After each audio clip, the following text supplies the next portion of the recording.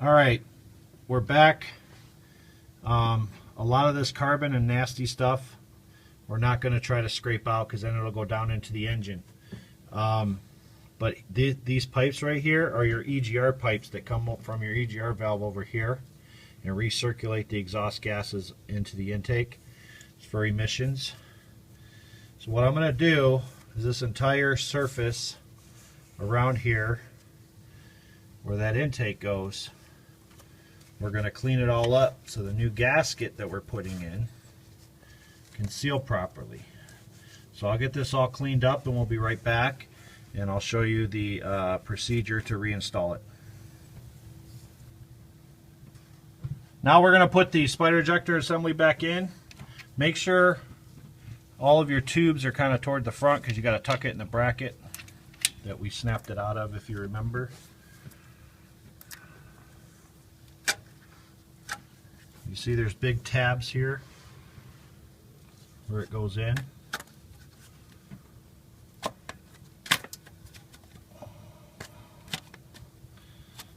It's not snapping in.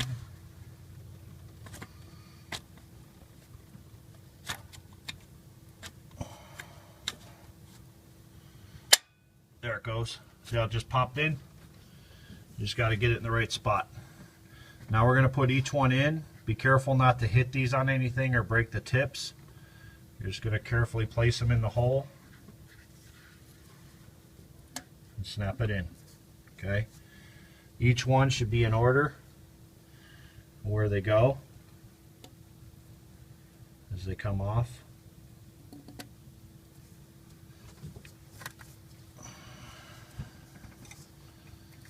I'm going to put these back ones in here.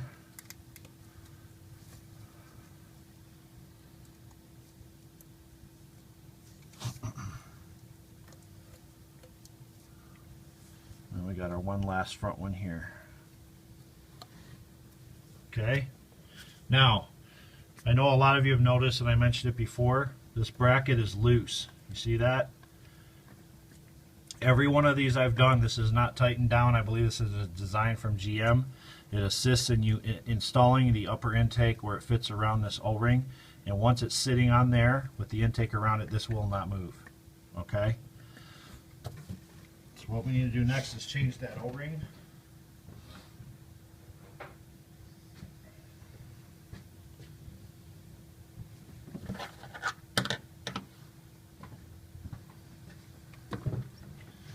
Because you don't want to have an intake leak. So we're going to pull this old one off.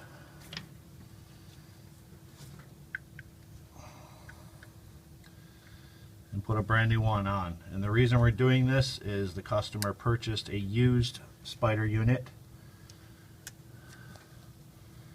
because they're about $156 new, and he got this one for about $75.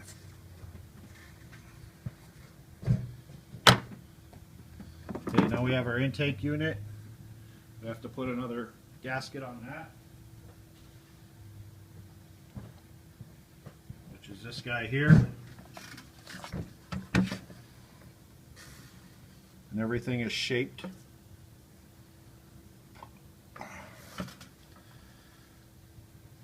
We're just after we already wiped all this off, but you're going to just push it into the groove.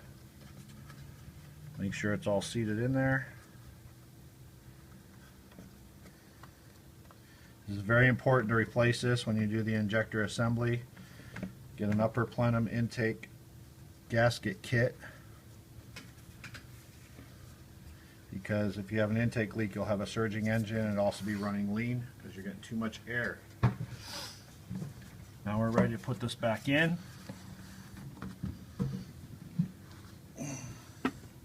Remember just to pull your fuel lines out of the way a little bit. Tuck it in there. You're just going to slowly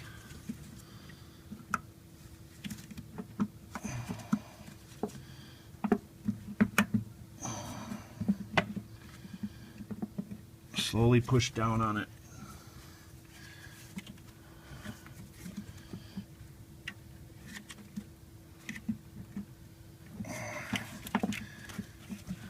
I might have to Put some lube on that gasket.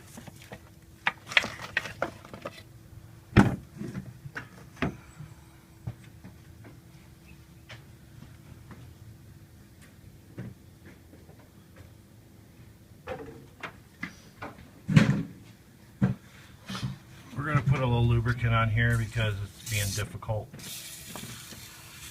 WD-40 works pretty good.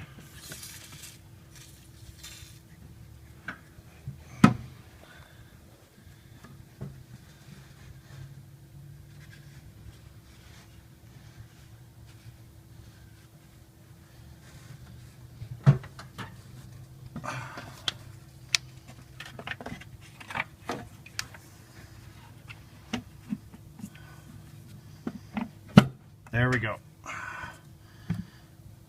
And you saw what I did. You don't want to force too much because you might break something. So I couldn't get it to go on, so I came back off with it. Okay, now we're ready to put our bolts back in. Remember our two really long ones that go through the throttle body. Always start stuff in aluminum by hand. Don't just zip them in if you have power tools. Cross thread in aluminum, you pull the threads out.